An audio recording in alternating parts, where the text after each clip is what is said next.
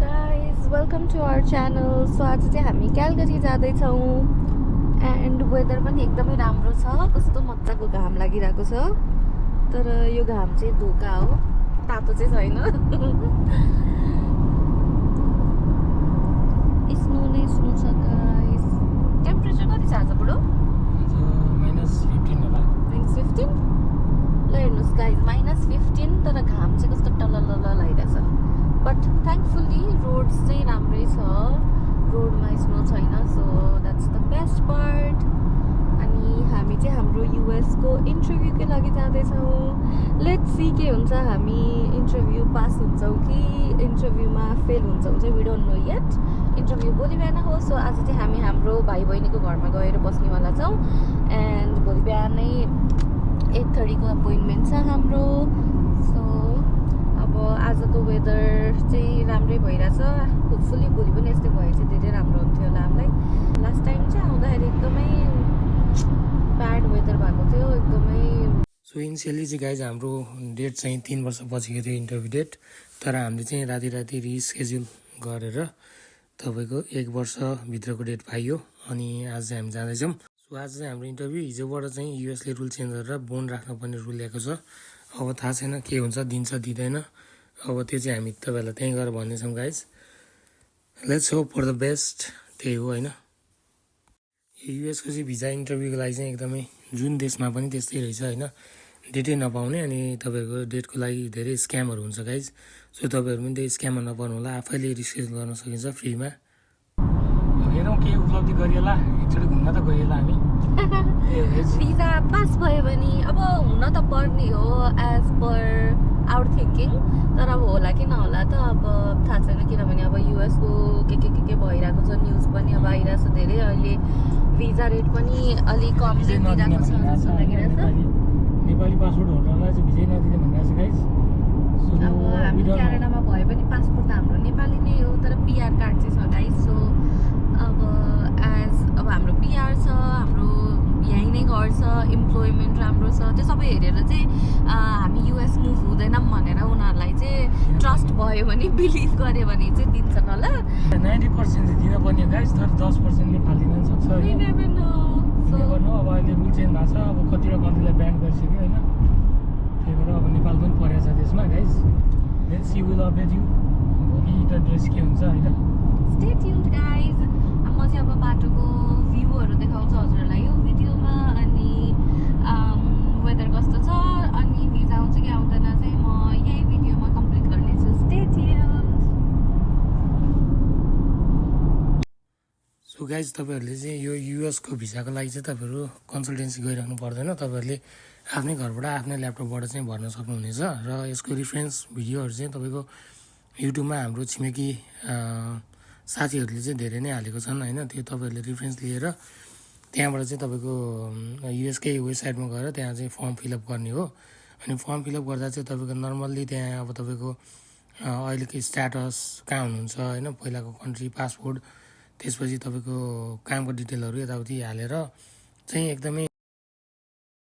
So guys यो form भर्नको लागि चाहिँ एकदमै इजी छ. म र मेरो बुढीको फर्म भर्नलाई चाहिँ मलाई लगभग 40 मिनट चाहिँ लागेको थियो होला होइन. अनि त्यो सब्मिट गरेपछि तपाईँलाई चाहिँ DS-160 बारकोड र नम्बर आउँछ. त्यहाँ नम्बर चाहिँ तपाईँले आफ्नो कतै नोटमा सेभ गरेर राख्नु होला. किनभने हाम्रो यो अपोइन्टमेन्टको लागि हामीले 3 वर्ष पछिको पाएको थियौँ र रिस्केड्युल गर्दा चाहिँ हामीले फर्म फिलअप गरेको 1 वर्ष पछिको डेट पायौँ होइन. सो तपाईँहरूको पनि टाइम लाग्ने हुन्छ. तर तपाईँहरूले स्क्याममा तपाईँको डेट अगाडि लिइदिन्छु भनेर चाहिँ पैसा नतिर्नु होला. त्यो चाहिँ एकदमै स्क्याम हो गाइज. हामी चाहिँ आज जाँदैछौँ. अब हेरौँ के हुन्छ होइन. त्यो अलिकति लकमा पनि डिपेन्ड हुन्छ गाइज. त्यसपछि कस्टकोमा तेल हाल्ने.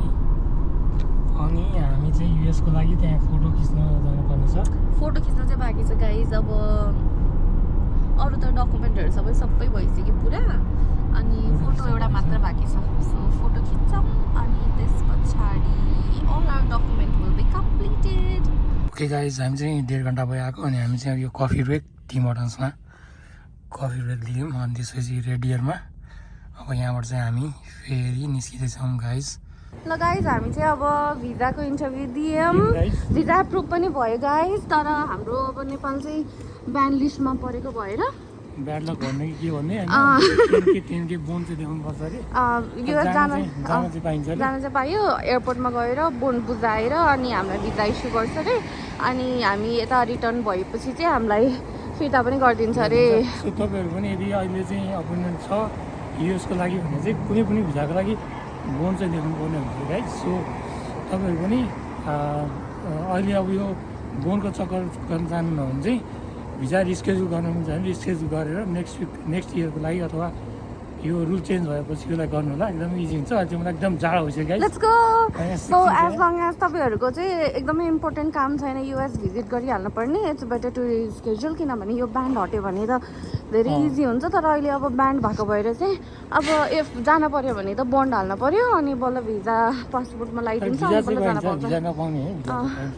अब हाम्रो चाहिँ न गुड लक न ब्याड लक वी गट एप्रुभड तर जानलाई चाहिँ अब बन्ड हाल्नु पर्यो इट्स लाइक लेन्दी प्रोसेस अब हाम्रो जानेकै काम त छैन तर अहिले इफ जान मन लाग्यो भने घुम्नको लागि हामी चाहिँ अब हाल्नेछौँ यो चाहिँ क्यालगेरीको एलआरटी हो होइन सही छ ठाउँ रमाइलो छ क्यालगेरी आउनु होला घुम्नलाई एकदम घुम्न आउने ठाउँ छ fun looks good so interview डेटको डकुमेन्टको कुरा गर्नुपर्दा तपाईँहरूलाई त्यहाँ साइज दिएको हुन्छ त्यो साइजमा कलर फोटो स्ट्याम्प र डेट हानेको तपाईँको 6 मन्थ भ्यालिड चाहिँ आफ्नो पासपोर्ट त्यसपछि गएर तपाईँको यहाँको स्ट्याटस बाहिर हुन्छ भने यो चाहिँ तपाईँको ओरिजिनल लानुपर्ने हुन्छ गाइस सो एडिसन डकुमेन्टमा चाहिँ म्यारिज सर्टिफिकेट तपाईँको पे स्टप काम गरेको लेटर सबै लानु होला किनकि के माग्छ भन्ने थाहा हुन्न तर हाम्रो केसमा चाहिँ केही पनि हेरेन उनीहरूले खालि सोध्यो मात्रै होइन गाइस सो गाइज हामी चाहिँ अब क्यालगरीबाट एडमन्टन लाग्दैछौँ घर फर्किँदैछौँ अनि क्यालगरीको वेदर चाहिँ चिसो त ठिकै हो तर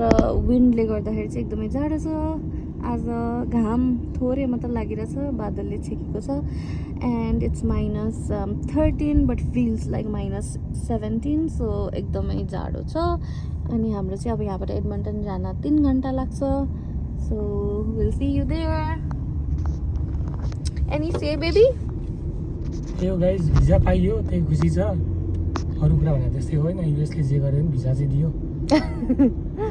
वी आर ह्याप्पी अब जाने मन लाग्यो भने त बन्ड राख्ने एयरपोर्टमा भिजा दिन्छ फर्किँदाखेरि हाम्रो पैसा रिटर्न गर्छ अनि 3 चोटि भिजा रिस्केड्युल गरेर पनि भिजा चाहिँ पाइयो रिस्केड्युल गरेर तर अलिकति मनमा चाहिँ के चुकचुक लाग्छ भने जस्ट हिजोबाट रुल आयो नि त जस्ट 2 दिनले आज र हिजो 2 दिनले गर्दाखेरि चाहिँ हाम्रो अब बन्ड गर्नुपर्ने भयो गर्दा अनलकी भयो गाइस अलिकति बन्डसनको झमेला हुँदैन अब बन्ड गर्न पनि भयो लिमिटेड एयरपोर्टबाट मात्रै जान पाइने भयो त्यही चाहिँ दुःख लाग्छ अरू त ठिकै छ What could we do? It is what it is. The roads are still clear, which is good. धेरै नै स्नो पऱ्यो भने चाहिँ अब जानलाई 3 घन्टाको लङ ड्राइभ गर्न नि गाह्रो हुन्छ सो यतिको चाहिँ नट ब्याड गाइज यतिको चाहिँ एकदमै राम्रै वेदर भन्नुपर्छ हामीले लेट्स गो होम